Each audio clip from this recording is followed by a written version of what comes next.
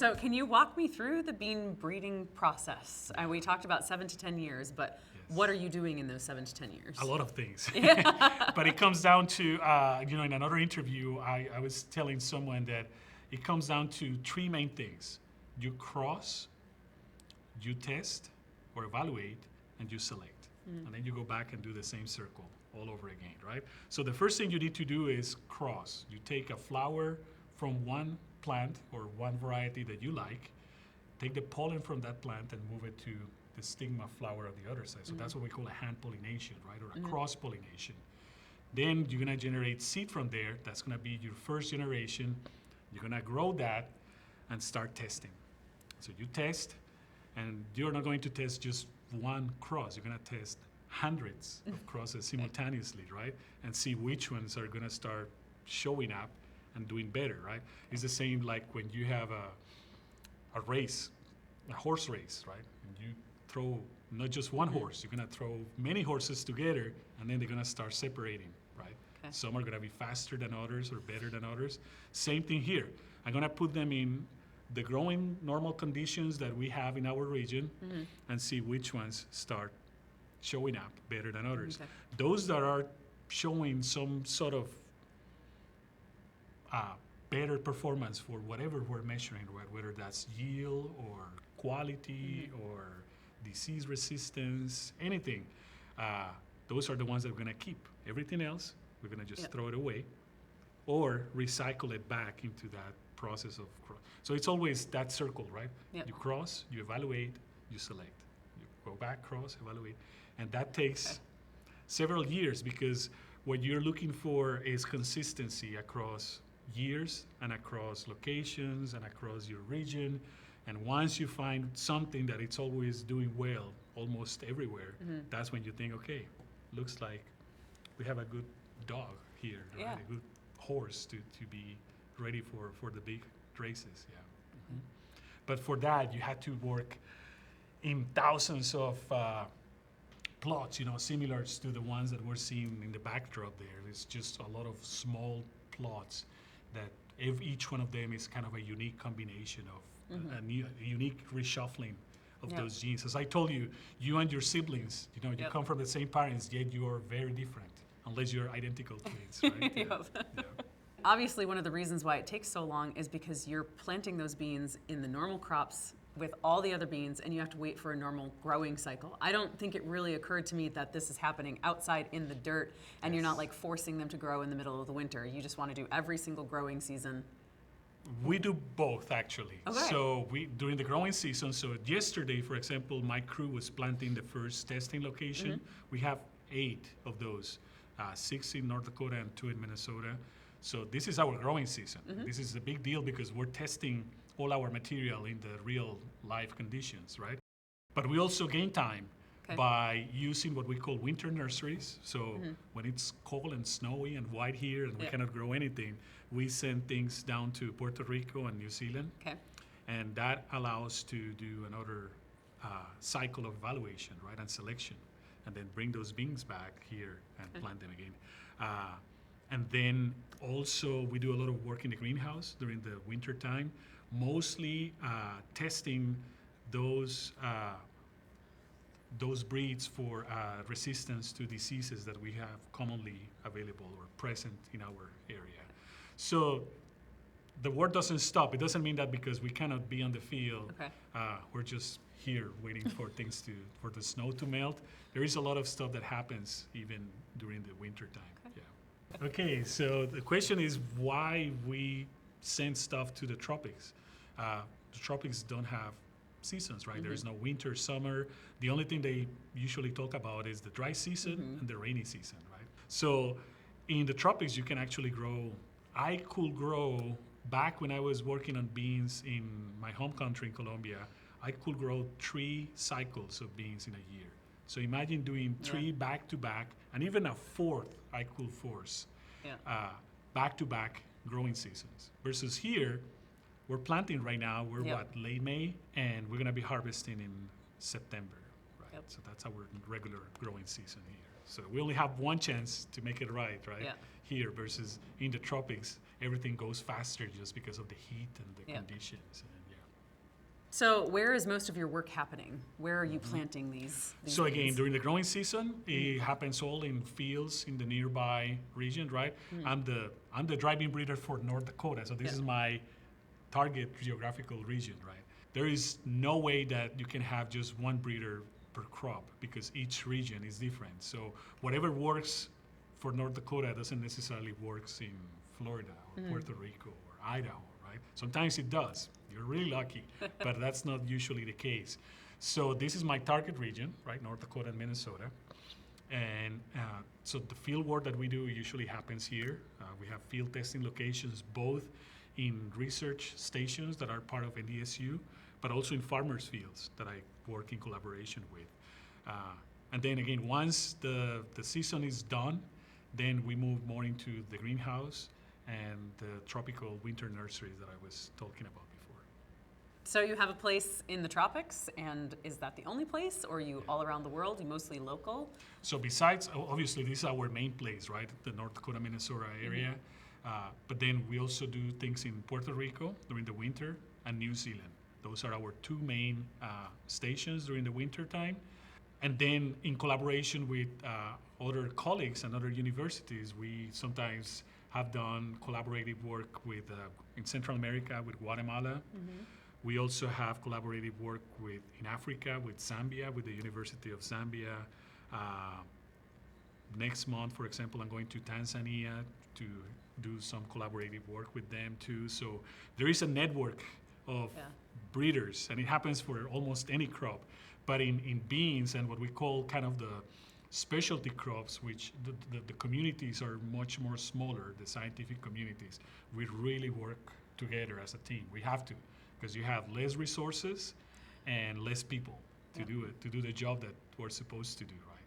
So we really work as a team, and we exchange a lot of breeds and the germplasm, and there is an interesting flow of material that allows to continue making progress, for sure. So how long does it take in this process to get a new variety of beans? So between crossing, right, what I was explaining before, and releasing that variety takes a minimum of 7 years to 10 years normally. So if you think about it, a lot of the things that you do today are going to be having impact in a few years down the road. So breeders are always working for the future in a way, right? Which is quite interesting. You always are forced to think about what's going to happen in 2-3 years from now, right? And be forced to see that over there, kind of have that crystal ball and figuring out those things.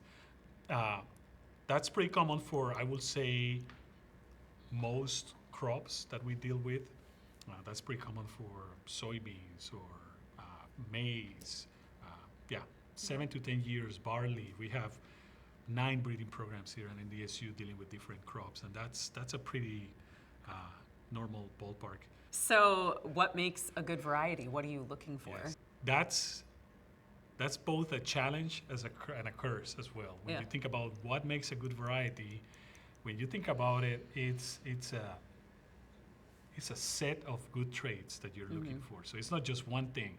Yeah. I think I could be very successful if I only had to work, let's say, on increasing yield, regardless of not caring about seed color or type or maturity or plant type, whatever. It's like all your job is just going to be focused on increasing yields. I think I would be very successful. It's actually the blending of all the good traits that makes a good variety. I always tell people, think back when you thought about a person that you thought that was beautiful, right, or pretty. You don't think, it's not necessarily one thing from that person that made you think that that person was pretty. It was a set of things, right? It was a blending of different traits that you found interesting in that person. Same happens with a variety. A good variety, it's a combination of many good things, right? Whether that's yield, disease resistance, nutritional quality, visual quality, seed type, or some other agronomic traits that are important for the farmer, right? So it's the blending that is really the challenging part. Yeah. As a breeder, that's probably the most difficult part.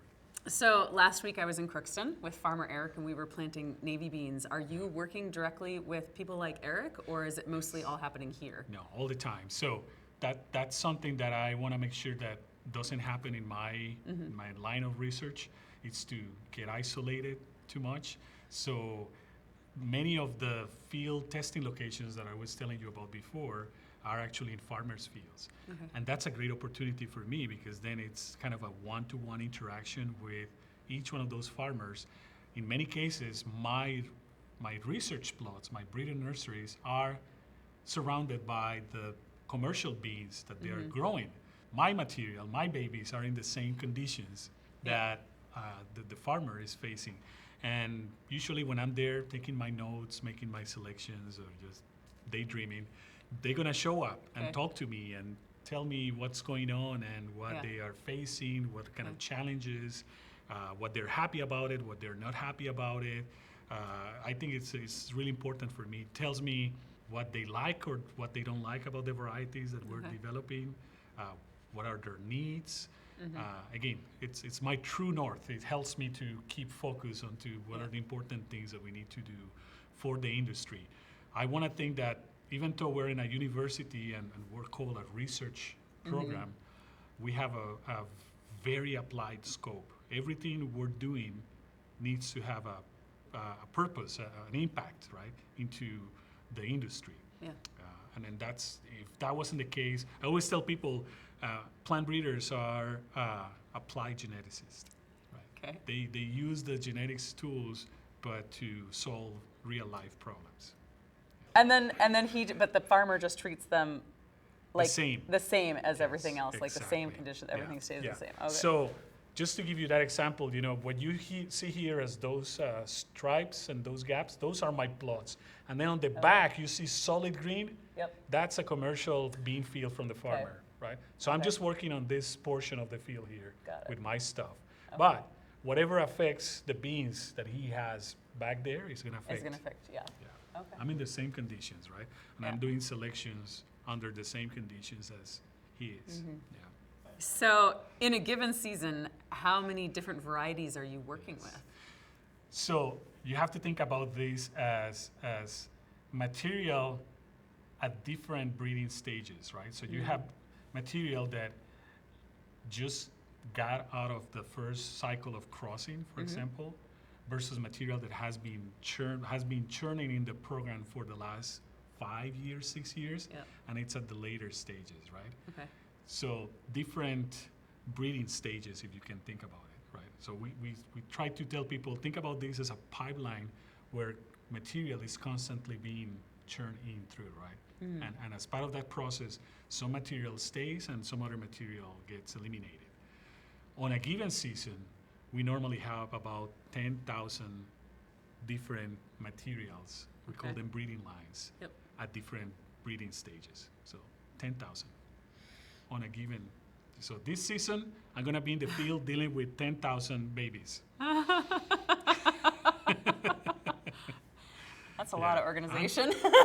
I'm quite prolific, 10,000 babies, yeah. So out of those 10,000 babies, how do you decide what to keep? Again, you use a combination of your own gut and experience, but also you're backed up by a lot of statistical data and analysis that you do across. I mean, when I'm making a decision about what stays or what doesn't stay, I'm not just making it out of a hunch or just looking at one location. It's looking at all that data compiled together, what tells you, right?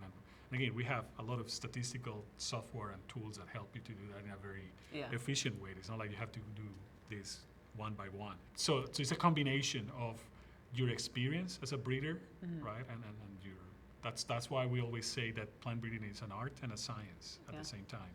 Because the science part helps you with the genetics and the statistics, and then the art is your experience after several years of doing this, how you recognize something that is going to work versus something that is not going to work at all, right? So the data we collected from the field, the data we collected from the greenhouse, the data we collected from using DNA markers to tag specific genes that we want to follow across that process, canning data that we get. Yep. All those things kind of come together, and then you start seeing, okay, this baby was yielding in the field really well. It has nice looking seed. It cans well. And on top of that has some disease resistance to XYZ. This looks interesting, right? Okay. So go ahead and move her forward. Yeah. Okay. Versus, I don't think you're going anywhere, you know. And so, I don't want to see you anymore, right? An old breeder used to say that plant breeding is the only place in which you can get rid of the family members you don't like. That's great. Once a variety, you think that something is good, it goes to a variety release committee within the university, and you have to present and defend what are the attributes, why you think that variety is better than whatever we have out there, right? Once that committee approves that, previous to that, you actually started bumping up seed. You start multiplying seed because you're gonna need massive amounts. Yeah. I mean, we're talking about thousands of pounds of beans of bean seed that you're gonna be needing in order to start selling and distributing that variety to the farmers, right? So we have an entire department here that takes care of that multiplication process and all that certification process.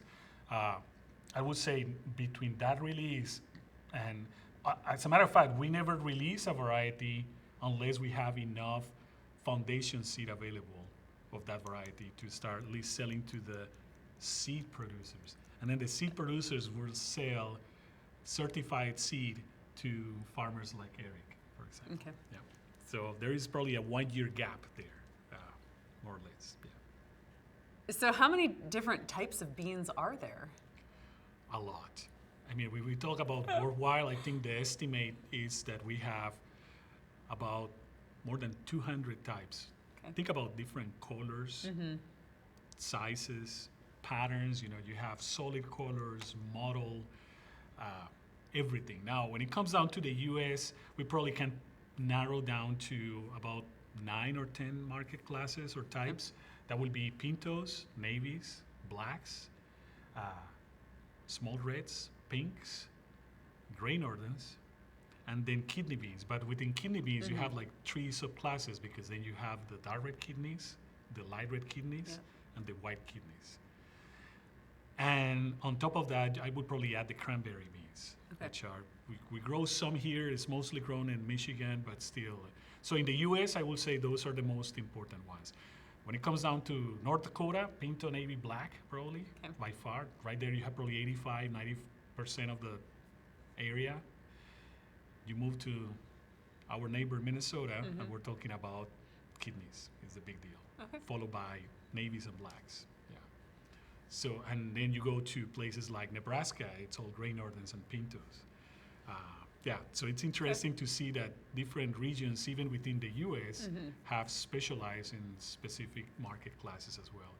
But yeah, I've been very fortunate. Beans have taken me all around the world, and I'm always amazed by the vast diversity of types and colors, and it's beautiful. I mean, to see how many types and different options are out there. I mean, this is just the tip of the iceberg. There is much more out there. Absolutely. So why is Nebraska growing different types of beans than we are? I think it's kind of historical. Okay.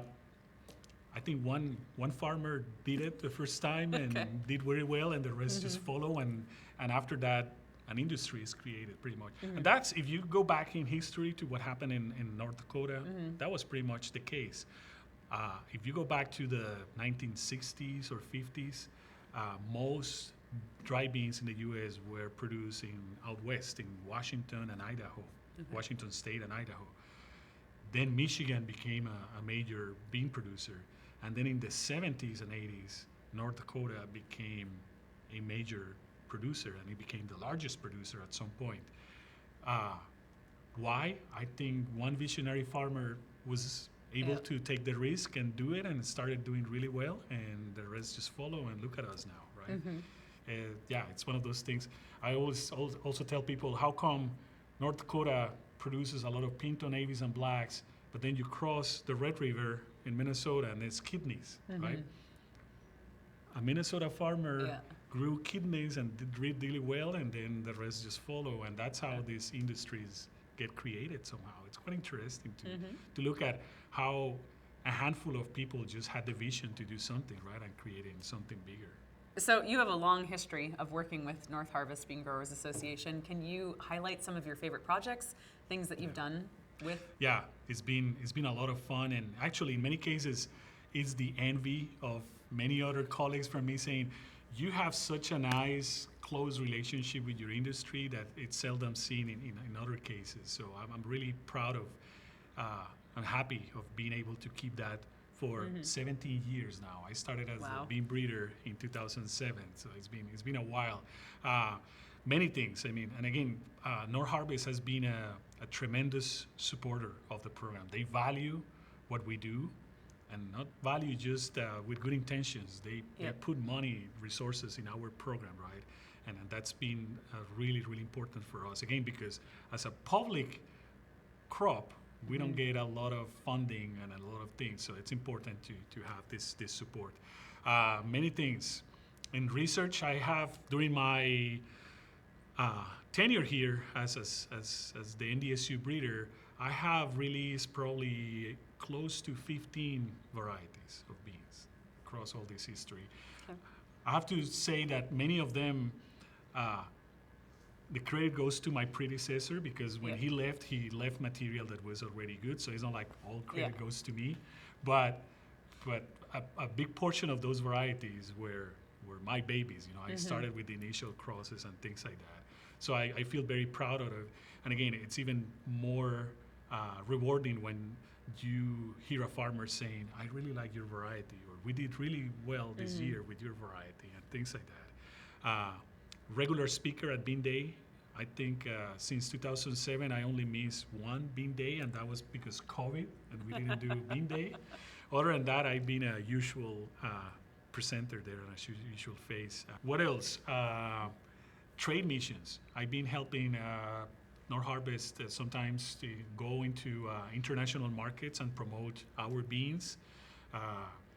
Been quite helpful because, you know, I speak Spanish, so when we go to Latin America, I can talk to some people, or I can hear what they are saying and then tell our group, hey, they were talking about this and that, you know, and things like that. So I feel like I can contribute a lot to the marketing efforts as well in what we're doing. So, you know, for me, it's been a great experience because, again, I just don't get to be the bean breeder, but I get to interact with almost every player of the industry, right? Whether that's the seed business, or the farmers, or the processors, or the packers, or the canners, or the exporters.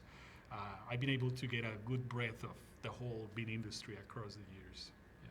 So, since my channel deals mostly with recipes and food, I have to know, do you have a favorite bean type? What's your favorite, and what's your favorite bean dish? Yes, I do. I love beans. That's another thing I love about beans. I love eating beans because I grew up eating beans. You know, being from Colombia, beans is a staple food. There is, talking about local varieties and local types, there is a local type in my country, in the place, in the region. Even within my country, there's different types or market classes by region, right? So the region where I grew up, there is a bean known as the Cargamanto bean, which is very similar to a cranberry. Imagine a cranberry bean, bigger and rounded, okay?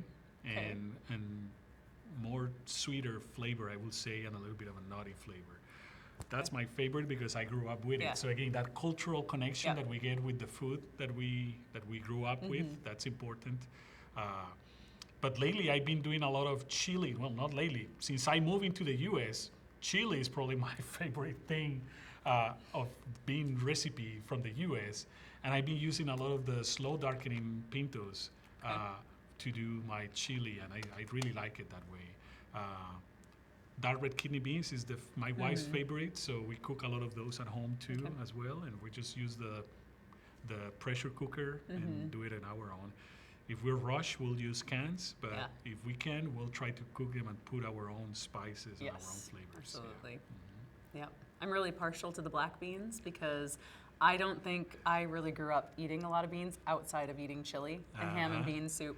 But I was a foreign exchange student in Costa Rica, and so Gallo pinto. gallo pinto, Yeah. and It's one of my favorites. Yes, yeah. absolutely. Yeah. And so I have a very special place in my heart for black beans. And everywhere you go, people have different ways to do it or Yeah. different spices. So there is always this different twist to something as basic as, you know, the beans, right? But they're so versatile. They can do so many things with them.